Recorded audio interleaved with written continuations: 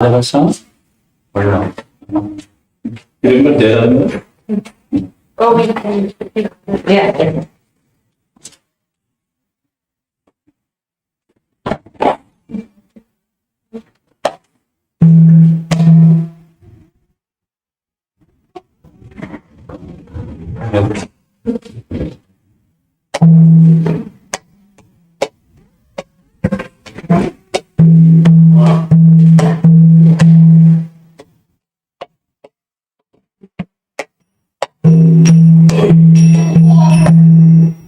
Jai Radha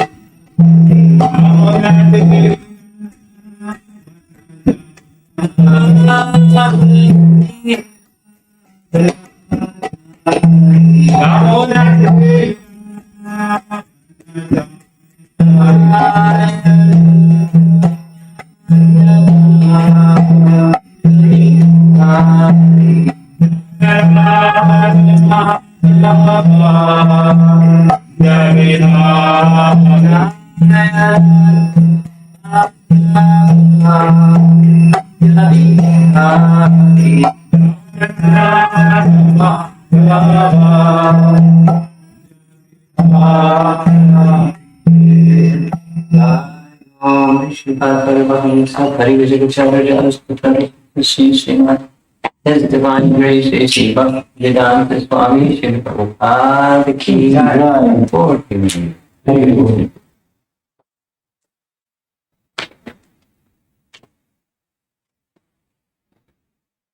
Bhagavad Gita. I should have brought my own copy, but now I usually get a copy.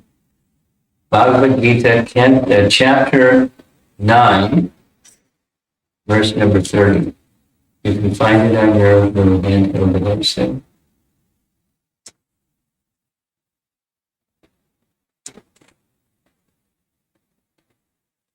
Nice verse, an important verse.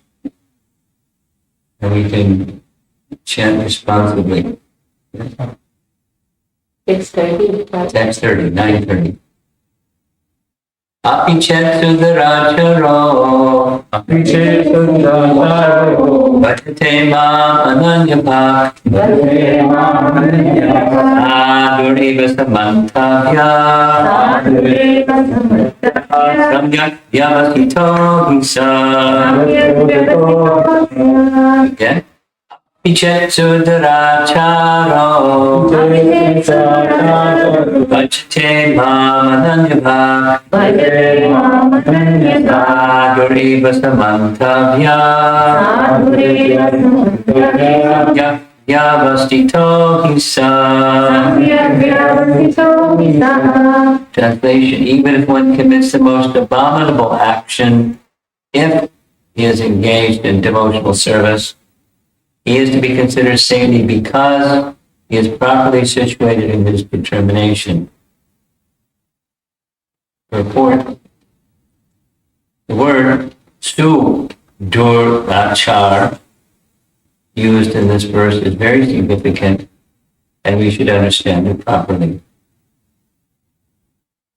When a living entity is conditioned, he has two kinds of activities. One is conditional and the other is constitutional. As for protecting the body or abiding by the rules of society and state, certainly there are different activities, even for the devotees, in connection with the conditional life. And such activities are called conditional. Besides these, the living entity who is fully conscious of his spiritual nature and is engaged in Krishna consciousness or the devotional service of the Lord, has activities which are called transcendental. Such activities are performed in his constitutional position, and they are technically called devotional service. Pretty interesting way of describing this. Now, in the conditioned state, sometimes devotional service and the conditional service in relation to the body will parallel one another. But then again, sometimes these activities become opposed to one another. As far as possible, a devotee is very cautious so that he does not do anything that could disrupt his wholesome condition. He knows that perfection in his activities depends on his progressive realization of Krishna consciousness. Sometimes, however, it may be seen that a person in Krishna consciousness commits some act which may be taken as most abominable socially or politically. Such a temporary fall down does not disqualify him. In the Srimad Bhagavatam, it is stated that if a person falls down but is wholeheartedly engaged in the transcendental service of the Supreme Lord, the Lord being situated within his heart, purifies him and excuses him from that abomination.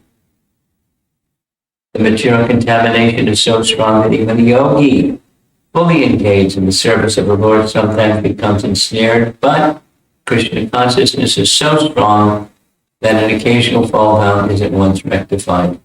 Therefore, the process of devotional service is always a success. One should not deride a devotee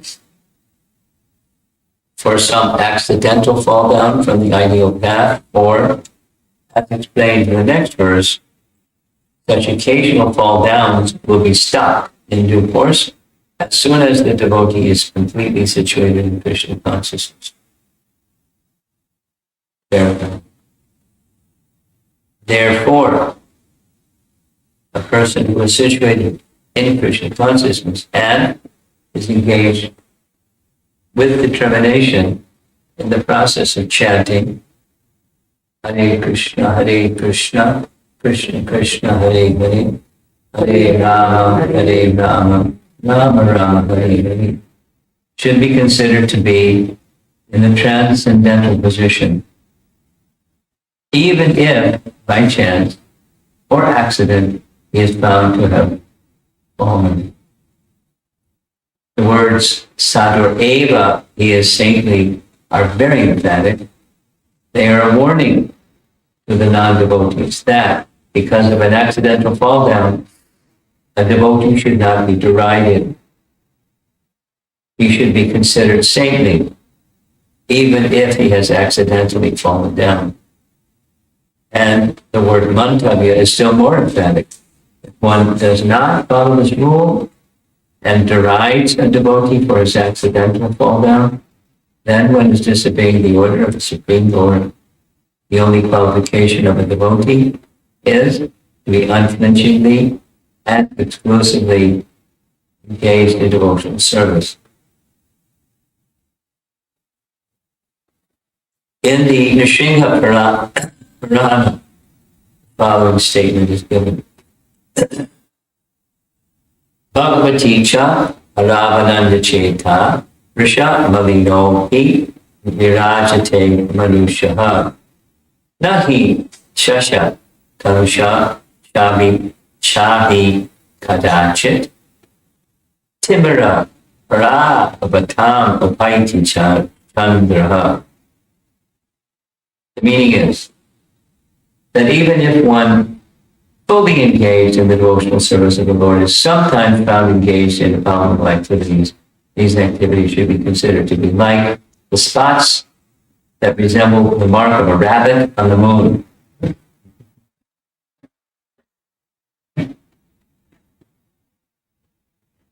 You see the rabbit on the moon? Yeah. Maybe. Little hairs. Looks like. From what you know. There's no real rabbit there. But the depression in the moon looks like rabbit ears. A face of a rabbit ear. Look like. It's not a real rabbit. Look like.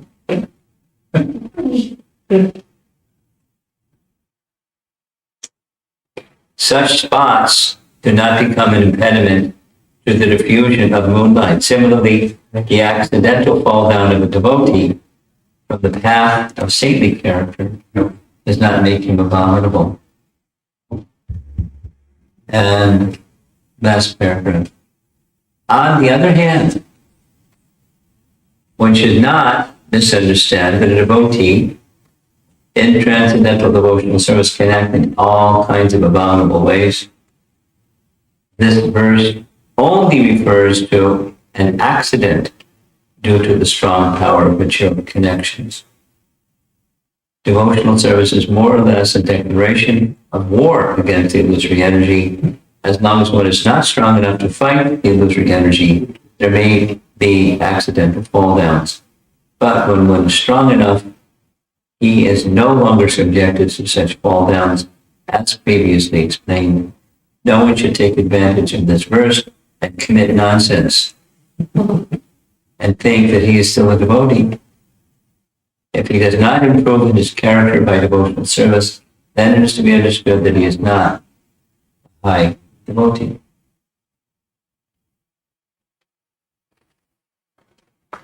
So this verse we've been discussing from text 27, 28, 29, now 30. So there's a flow or connection. Verse 27 is speaking about karma yoga, where there's no attachment to the results of work.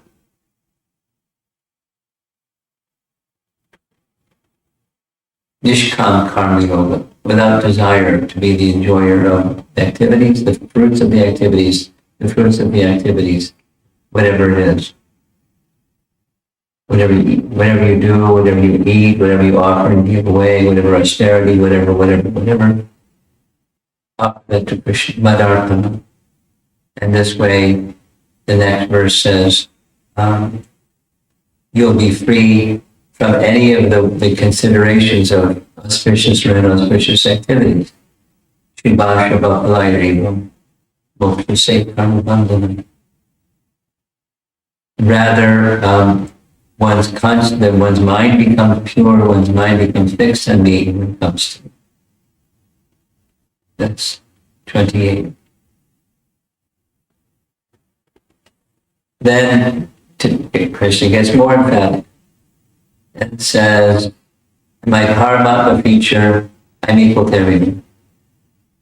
But when someone has this kind of devotee mentioned in the previous verses, and they're just dedicated to me, they're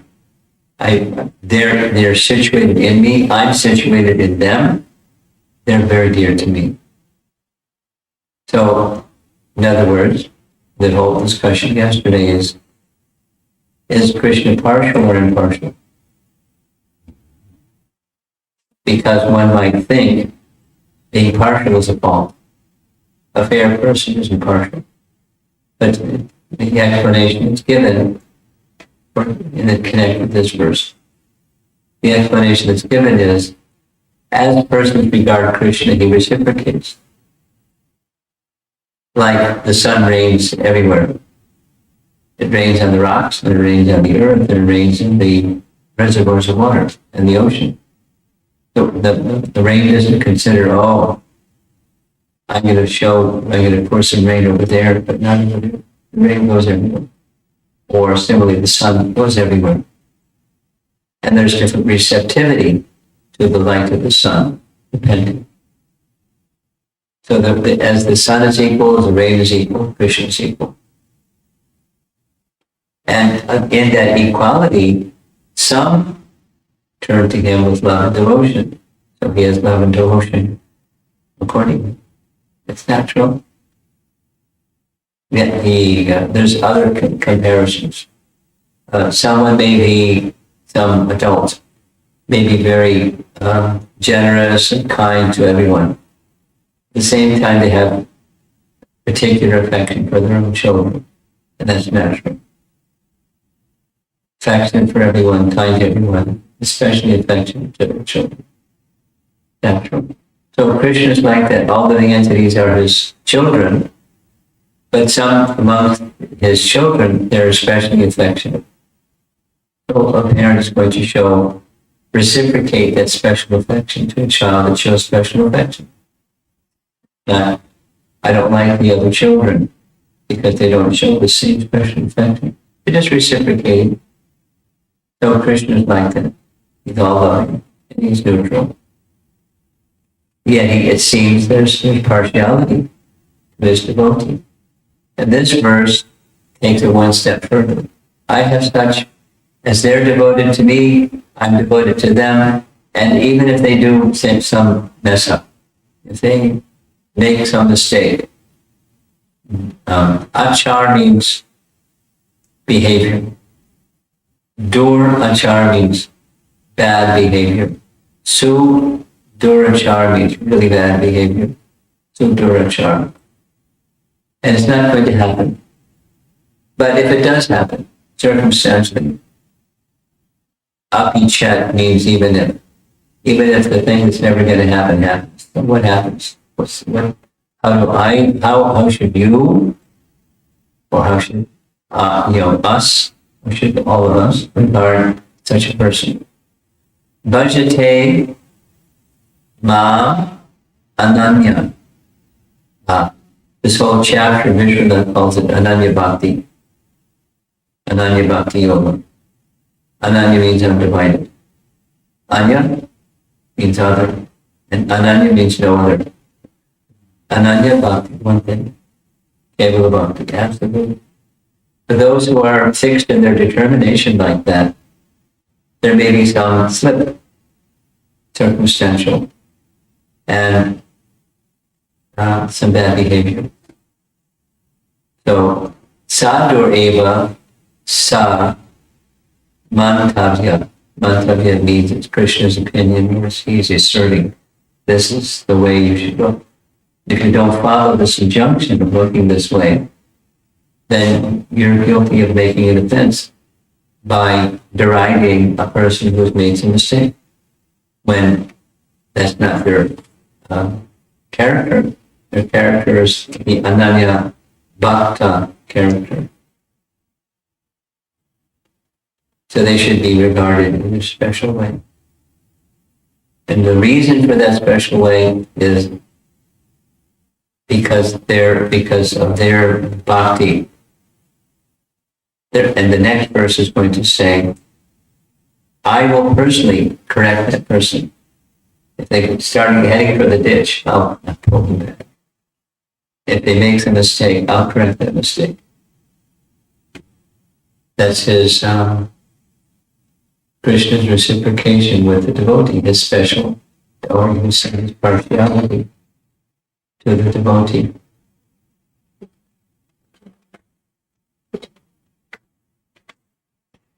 Now, in the explanation, it's very clear. Two things are very clear. It's not a consistent mess up. It's an occasional, a circumstance. Just like a common example is this. The tide comes in, the tide goes out. The tide comes in, the tide goes out. The tide comes in, the tide goes out. And then there may be a tsunami. And then it's like the tide doesn't stop. It covers the land and everything. But after the tsunami's over, it recedes. And then as the tide comes in, the tide goes out. The regular, these two are friends.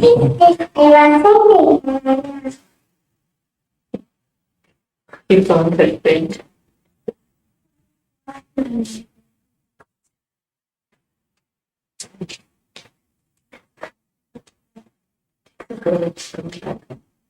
Do they know each other? They're best friends. They're friends. They are friends. Okay, good. Your friend has come to visit you.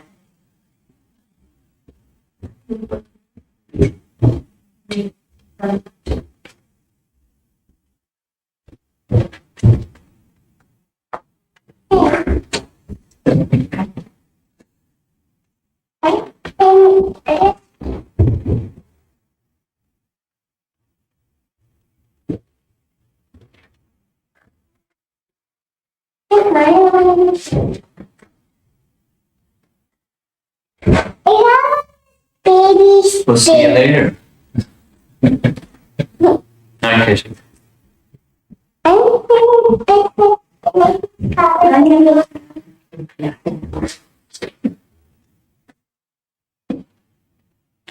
Good morning.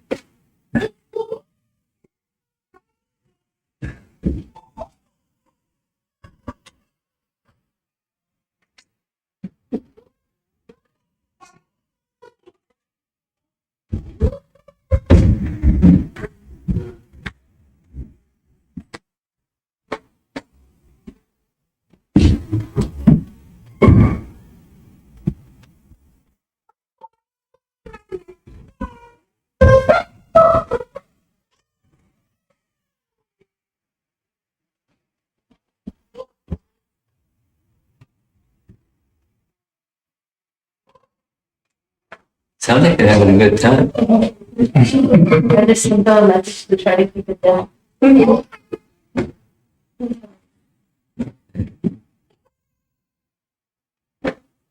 So, yeah, two things.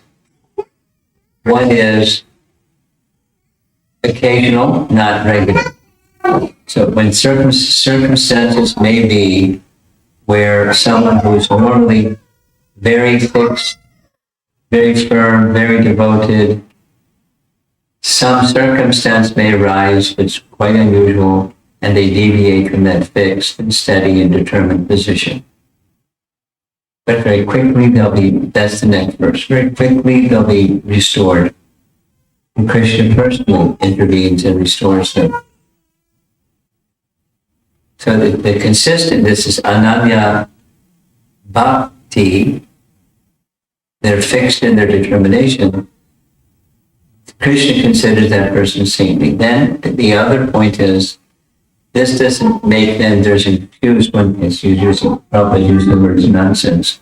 When people do nonsense, then it's okay because I'm a devotee. And Krishna will take care of my nonsense. But that's not okay. That's not the meaning of this verse.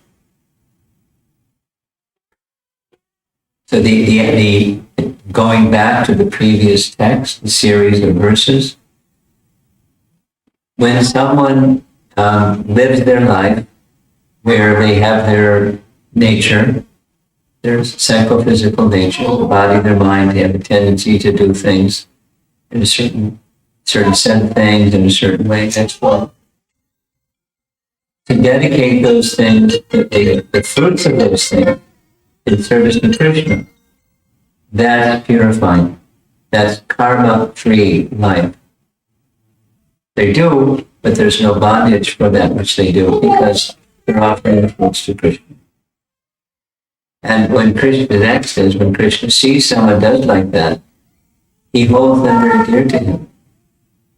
And then this verse, when he holds them very dear to him, even if they do something that's messy, he looks at them as sadhu, and then the next verse is to correct that situation from within.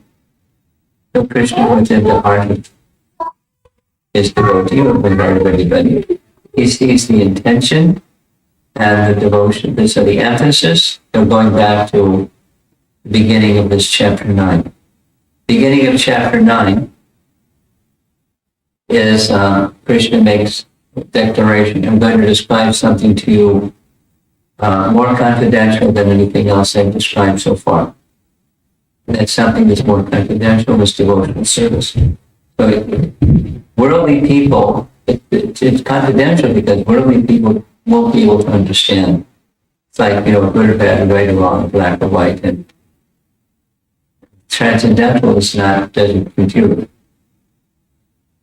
But it's confidential. The confidential message is the relationship that exists with Krishna, and when one recognizes that relationship and is dedicated to that relationship, even if they're not pure yet, if they deviate because there's still some contamination or conditioning, Krishna considers that person saintly and he corrects them. He's looking to see the devotion that we have for him. Similar to a verse that's earlier in this chapter, even offering simple things, fruit, flower, leaf, water, etc. What he's looking for is not some leaves, or some water, or some anything. He's looking for the devotion. And when that kind of way of life is the way that one lives one's life, Krishna gives special protection, special care. He feels that affection. He feels that affection towards them. That's what we've been discussing. This next place, devotional service. Confidential, and it's the topmost system of yoga.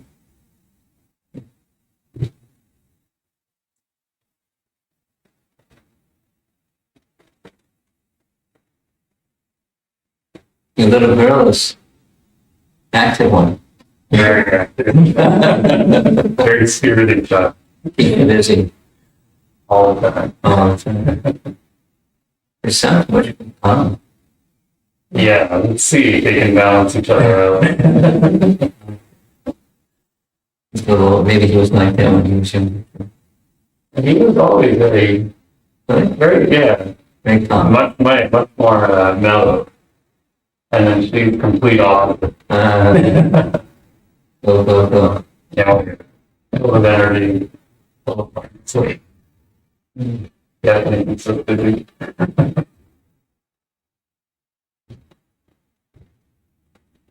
Okay, let's see if there's some discussion. Devotional Service, Chapter 9.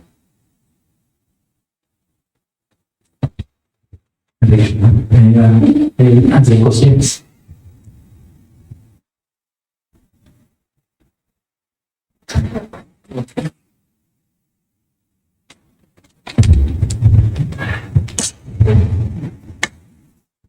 Maharaj, I understood what you said when sometimes a devotee makes a mistake and then Krishna corrects it in their heart. That means that devotee immediately or soon understands their mistake and rectifies it. How does Krishna help the non-devotee?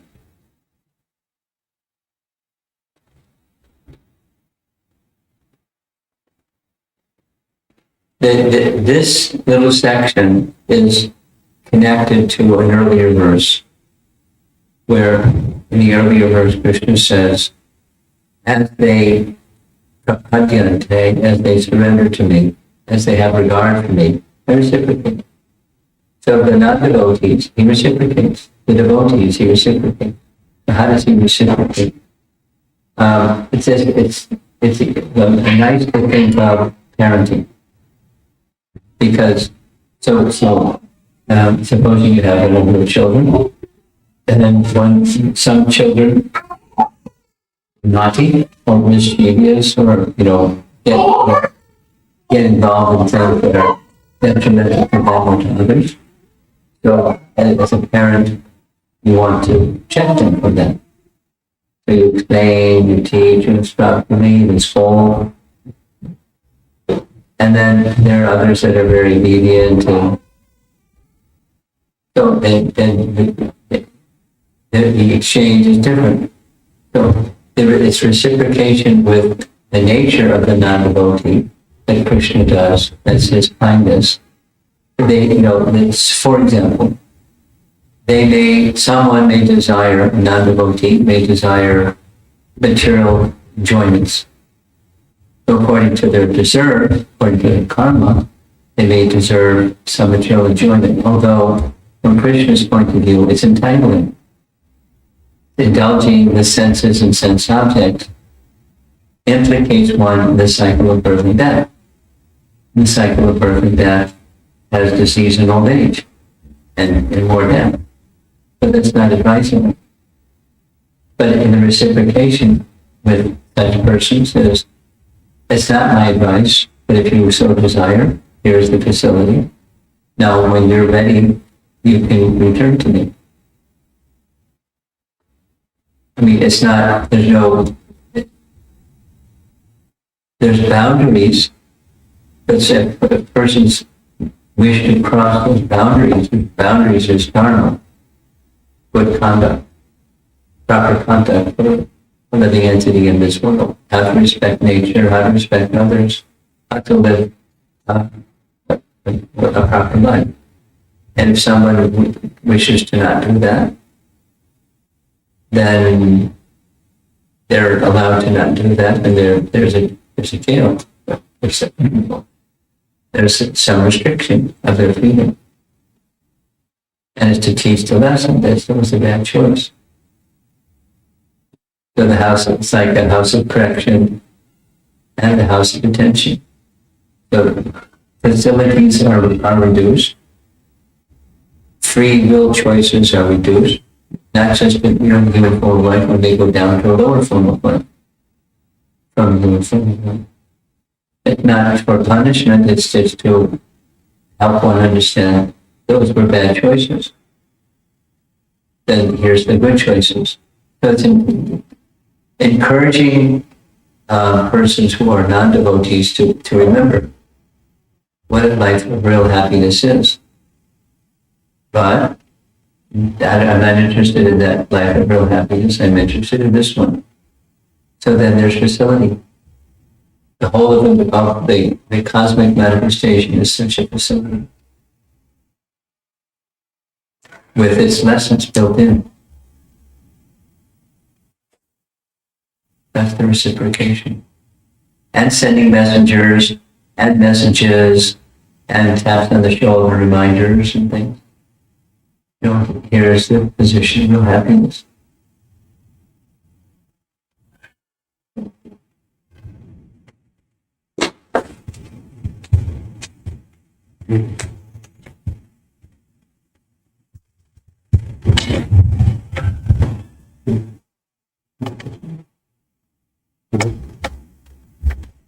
Anything online? Looks like going to be a short evening. Anybody has question online? Please unmute and speak. This is a Zoom call? Yes, Maharaj. Oh, okay.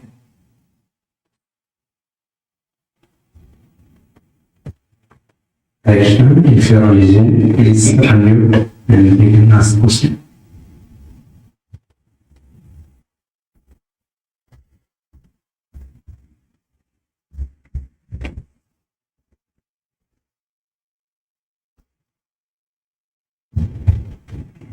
That's all, Maharaj. Okay. Maharaj, did you see anything on Facebook? Short class. Okay. Srila Prabhupada ki. Jai. I can ask. She has something. So what would be like the minimum to do in devotional service? Minimum?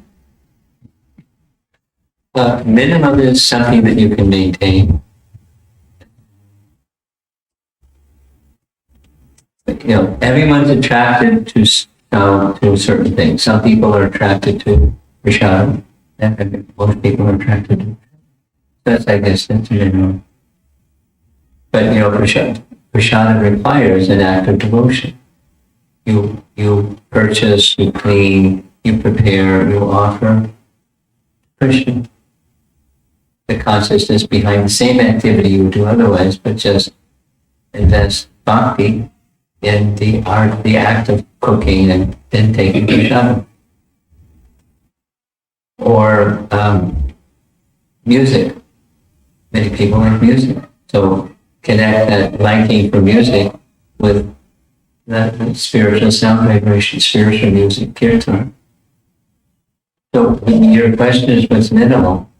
That which you like, that which is natural for you, you see how that can be done for Krishna. Which was, you know, text 27 of this chapter.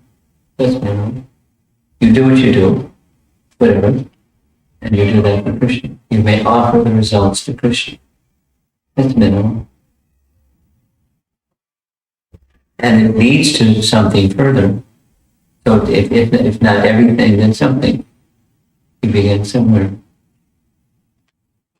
For some people, just like we spent some time the other evening, there are 3 young girls. So what do you like? I like reading. Oh, okay, what's your favorite book to read? Krishna book? So she does what she liked. So that, you know, another girl, I like music. So she's sings, plays music. So when you begin, minimal is something that's natural for you, that's attractive to you. You make that Krishna connection for yourself. And it starts to grow.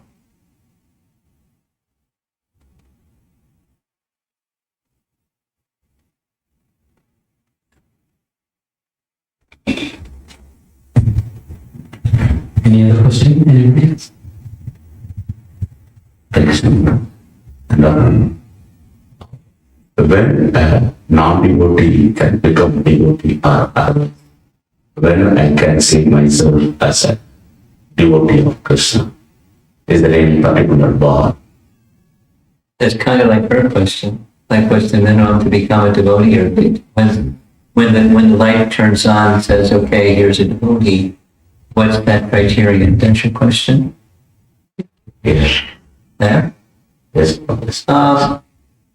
Nice question. Well, one way of answering that question is, according to the scripture, Bhakti is inherent. As consciousness is of the soul, bhakti is of the soul. It's already there. So, in a very broad sense, everyone's a devotee. Lord Chaitanya said, this question was asked of Lord Chaitanya, the question you just asked. Who is a devotee? One year, Lord Chaitanya said, someone who chants Krishna's name once, he's a devotee. And then, there's gradations. So, where there's at least an inquisitiveness, jigyasu, wanting to know about the Supreme without even knowing the name of the Supreme, I wish to know, that inquisitiveness. When that inquisitiveness connects with someone who's carrying bhakti, then bhakti begins. Supposing someone's inquisitive but they don't have the opportunity to meet a devotee, then it remains jnana and not bhakti. But when that connection with one who's carrying bhakti and the inquisitiveness comes, then bhakti begins. Because in that person who's carrying bhakti, they do bhakti things. And by that contact, bhakti begins. And one does things with that person because they're bhakta.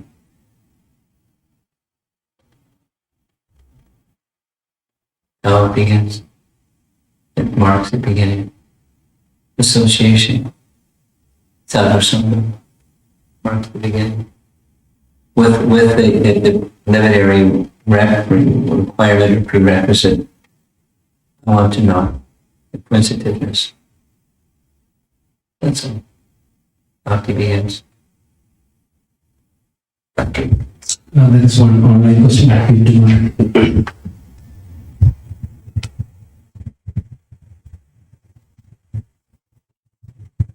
This is from Amara Mataji, Hare Krishna Guru Maharaj. There are also qualifiers discussed with this durachar, that it is not pre-contemplated or is it accidental, or it is accidental. Can you kindly shed more light on this aspect? You understand the question? I don't. She asked, there are qualifiers for a durachar, like it's not premeditated or, so can you elaborate on the qualifiers for a durachar?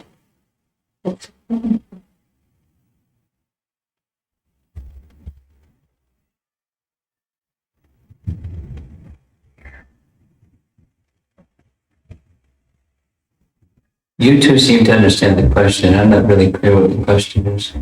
I think Srila Prabhupada mentions in the purport that it is not contemplated beforehand and then the act is done. Well, then okay. I think I understand. I'm not sure I understand the question. Qualifier, I guess it's the word that's being used, it's occasional, or it's circumstantial. It's prompted by circumstance. Besides not being contemplated ahead of time, it's rare. Like the example I gave, the tide comes in, the tide goes out. The tide comes in, the tide goes out. When the tide doesn't stop, it keeps coming in. That's rare. That's occasional. There may be a circumstance of life where, whoa, material energy overwhelms somebody and they get bewildered. And then as soon as that material energy recedes back to its more normal circumstance. So it's occasional as opposed and not premeditated and using it as an excuse to deviate.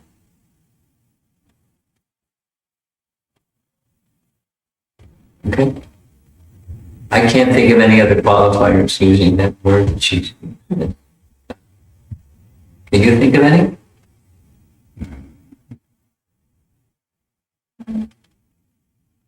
Oh, Bhakti Shastra teacher.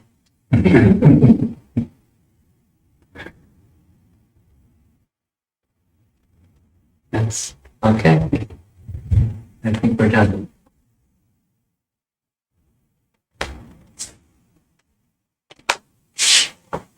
And now we have our Srimad Bhagavatam set. Yeah. We did think of the feeling to that we did. Oh, Okay.